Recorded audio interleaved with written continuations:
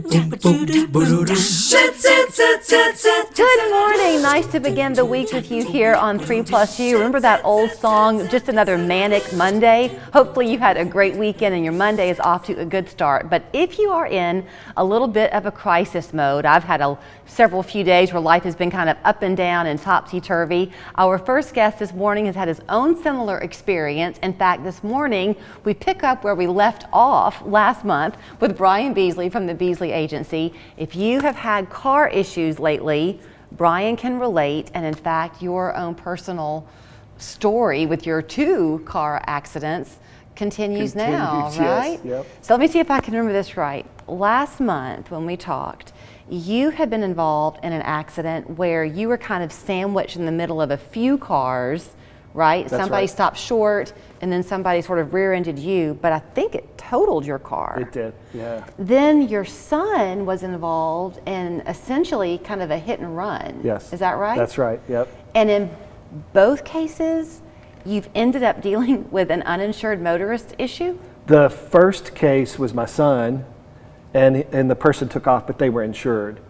But we filed through our insurance company and it took care of all of that. We replaced his car. I mean, his car was totaled, my car was totaled, but 2 cars in a month, yeah. So the relevance here, I mean, nobody wants to pry on Bryan's hardship here, but boy, what a relatable experience you have now for clients. Yes, yeah. So there's a couple of takeaways that I told you I wanted to talk about. One takeaway is that there are people out there that we all assume that people are insured because that's the law, but there are people that are not insured. Yeah. So the first takeaway is that uninsured motorist insurance, you want that coverage. If you don't have that coverage, if you've signed a form that says you've opted out of that coverage, you need to go back and fix that. It's not expensive to have that insurance. Can I ask you, I'm going to interrupt you because I think a lot of people, including me, don't understand insurance. Sure. So let's take my car. I'm a family of 4. We all have insurance on each of the cars. Yes. Insurance, you've said before, follows the car. That's right. That's the other takeaway, yes. Okay, yeah. so if I have insurance on all of the cars, and insurance follows the car, yes. Why do I need uninsured motorists? Uninsured motorist covers you in the case where somebody else hits you and they're not insured. Then your insurance covers you for damage to the car. Like in my case, in my son's case, it was a hit and run accident. We filed through our insurance company. They tracked down the owner of the car that caused the accident and then they subrogated on our behalf. That was the word I used to you, and you said, what does that mean? That means that my insurance company talked to their insurance company, and the claim was taken care of between insurance companies, not between individuals. In my case, in my car, I was between 2 vehicles, but there was another person that was involved that caused the accident. So I filed through my insurance company again, just to make the process easy. My insurance company subrogated on my behalf. They took over legal authority of that claim, and they tracked it down to, it ended up being the fault of the person behind me. So here was the tricky part, right? Okay, yeah. The person behind me had borrowed the car from an employee that she worked with, somebody that she'd worked with. And so she didn't know whether the car was insured or not. She knew she was insured. She didn't know whether that car was insured. That car turned out to not be insured. So now, turns out that the person that owned the vehicle, that wasn't even in the accident or driving the car, is going to be responsible for the claim from my side, for my vehicle, for my emergency room visit, for the rental car. It could be a $20,000+ thing. Okay, so back to my family for a minute, not to make it Yeah, all sorry, about me, no, but no. as an example. So again, we've got insurance on all 4 cars. Yeah.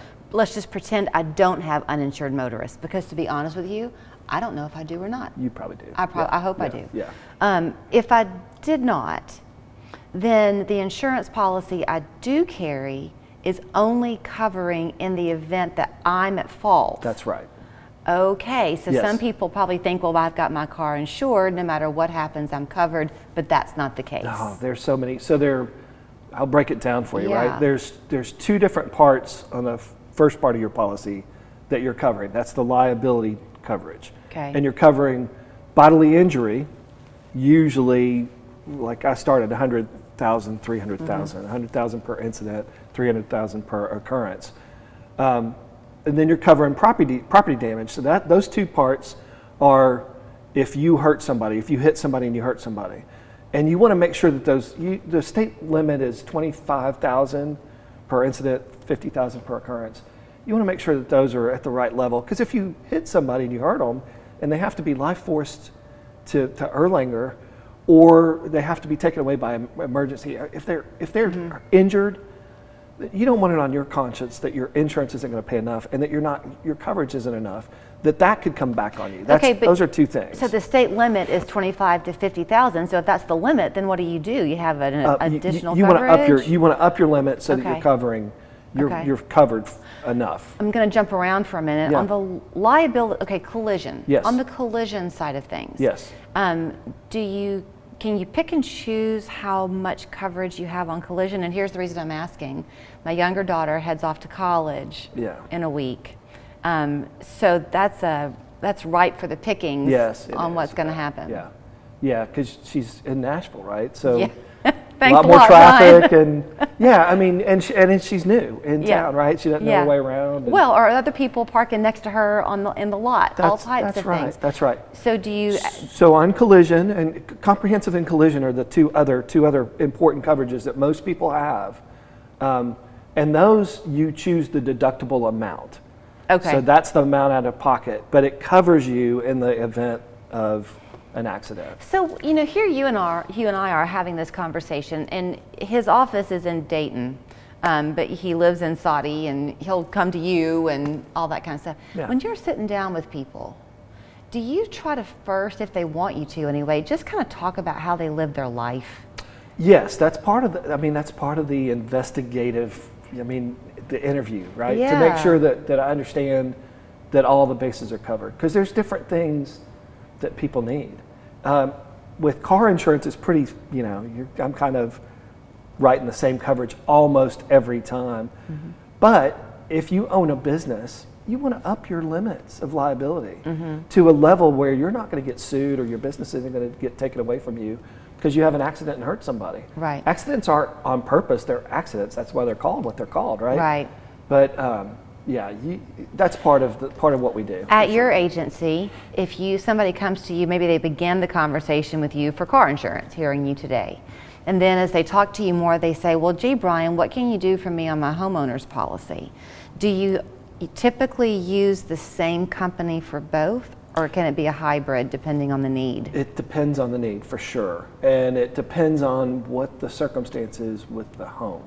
Because not every home is just a straight homeowner's policy. Sometimes, like there's a gentleman up in Dayton that's got a home he's refurbishing. Mm-hmm. And so it's not a straightforward homeowner's policy. Okay. It's a builder's risk type of policy. So that's, there's hybrid things that could or need to happen, Everybody wants to save money, especially these days.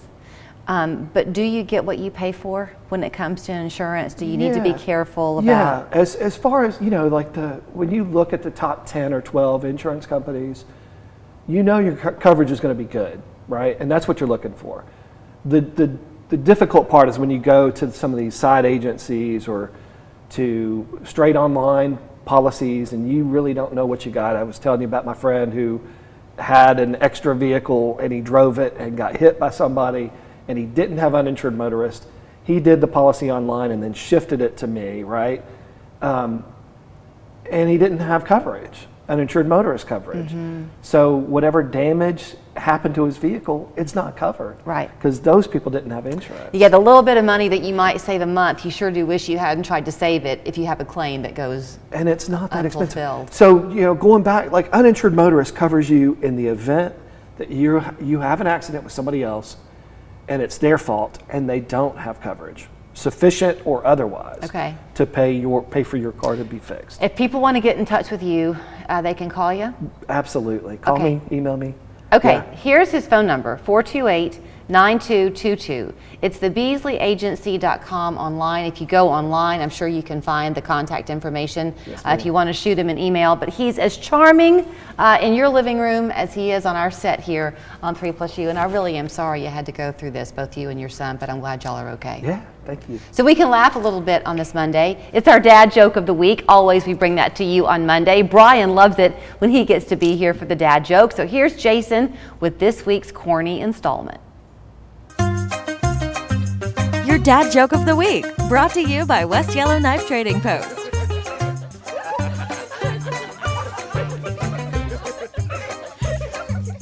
Hi there, and welcome back to this week's installment of the Dad Joke of the Week. What did the nut say when chasing the other nut? I'm a